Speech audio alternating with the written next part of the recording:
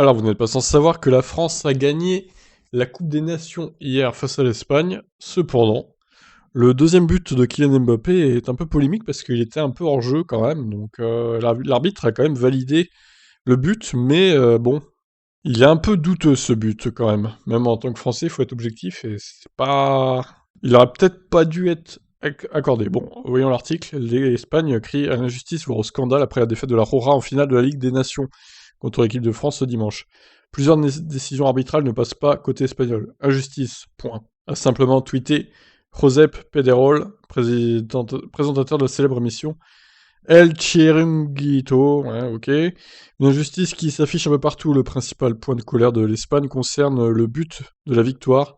Signé Mbappé validé, malgré une position de hors-jeu assez claire de l'attaquant du PSG au départ de l'action. C'est en fait le rôle d'Eric Garcia qui a poussé la VAR à trancher en faveur des Bleus. La une de Marca est tranchée, ils détruisent le football. Oh là là. Donc vous avez la photo en question là. Effectivement, je vais zoomer. Ouais, Mbappé, bon. Ouais, il est un poil devant. Ça se joue pas à grand chose, hein, mais pour moi, Mbappé est hors jeu. Hein.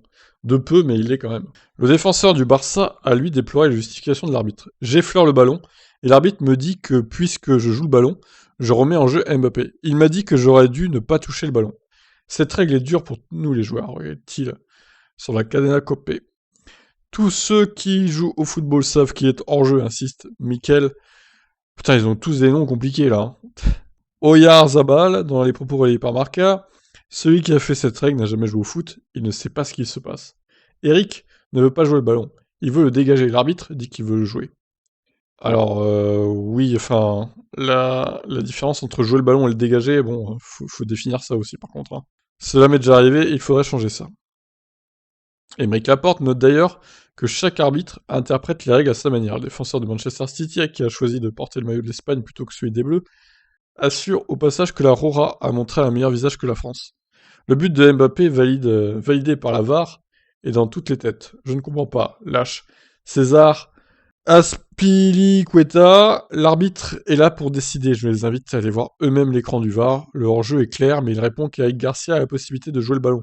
Il ne prend pas la décision, c'est le VAR qui décide, ça me pose la question. De son côté, Luis Enrique esquive, confiant en conférence de presse, ne pas avoir l'habitude de parler des arbitres. Il y a une main, visiblement, aussi.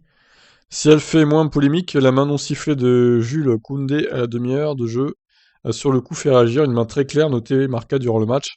As parlait de polémique en mettant la capture d'écran en avant. Mais à ce moment-là de la rencontre, il y avait 0-0, et la règle des mains est sujette à discussion depuis longtemps.